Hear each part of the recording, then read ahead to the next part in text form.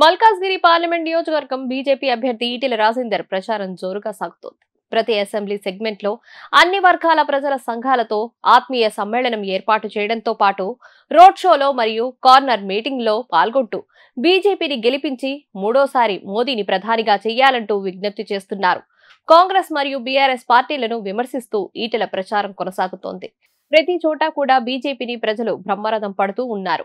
దేశంలో మూడోసారి బీజేపీ అధికారంలోకి రావడం, ప్రధాని నరేంద్ర మోదీ హ్యాట్రిక్ సాధించడం ఖాయమంటూ ఈటెల చాలా నమ్మకంగా కనిపిస్తున్నారు. ప్రచారంలో భాగంగా ఈటెల రాజేందర్ నేడు ఉప్పల్ నియోజకవర్గంలోని రామంతపూర్ లో రోడ్ షో, ఫిర్జాదిగూడ కూర్మ సంఘం నాయకులతో ఆత్మీయ సమ్మేళనం, మల్కాజ్గిరిలో బైక్ మెకానిక్స్ అసోసియేషన్ వాసులతో ఆత్మీయ సమ్మేళనం, బోడుప్పల్ వివేకానంద నగర్ వాసులతో బ్రేక్ఫాస్ట్ మీటింగ్ లో ఈటెల రాజేందర్ పాల్గొన్నారు.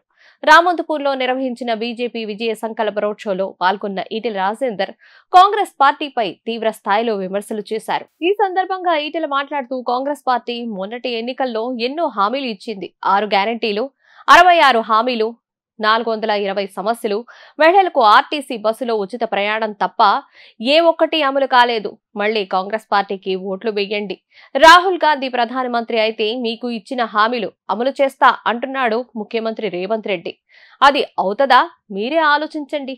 IT corridor, industrial corridor, underground drainage, అంతమవుతున్న చెరువులు, సిమెంట్ రోడ్లు, పేదలకు సొంతింటి కల ఇవన్నీ నెరవేర్చే శక్తి, అధికారం బీజేపీకి మాత్రమే ఉంది.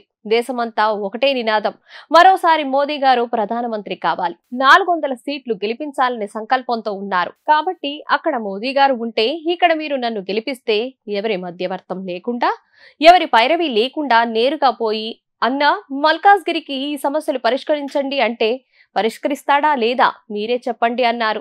ఒకటి, ప్రజలకు ఇచ్చిన హామీలు నెరవేర్చకపోయినా ప్రజల్ని మోసగించిన వాళ్లపైన పోరాటం చేసే విద్య 14 ఏళ్లుగా నేర్చుకున్నా.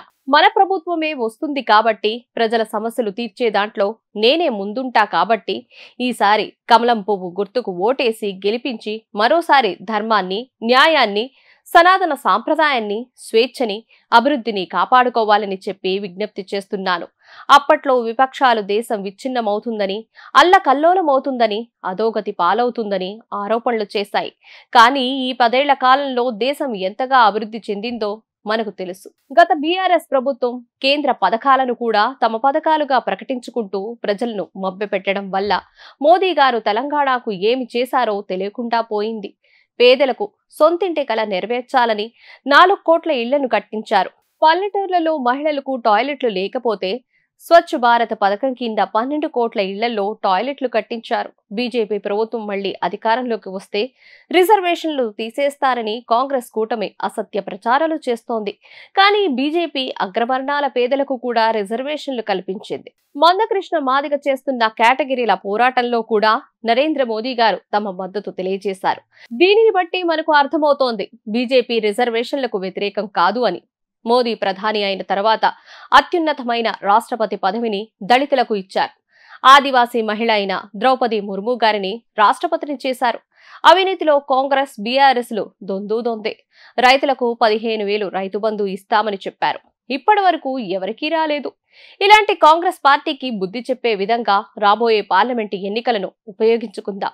మల్కాజ్గిరిలో నన్ను ప్రధానిగా మోదీ గారిని కమలం పువ్వు గుర్తుపై ఓటు వేసి గెలిపించాలని ప్రార్థిస్తున్నాను. ఇప్పుడు ఆపరేషన్ లేకుండానే మోకాళ్లకు ప్లాస్మా ట్రీట్మెంట్, మీ ఆర్థోపెడిక్ సమస్యలన్నిటికీ రోబోటిక్ టెక్నాలజీ ద్వారా తక్కువ ఖర్చుతో శాశ్వత పరిష్కారం, ఫ్రీ కన్సల్టేషన్, ప్రతి ట్రీట్మెంట్ పై 20% డిస్కౌంట్. ఈ ఆఫర్ కొద్ది రోజులు మాత్రమే, త్వరపడండి. V9 hospitals 9281465842.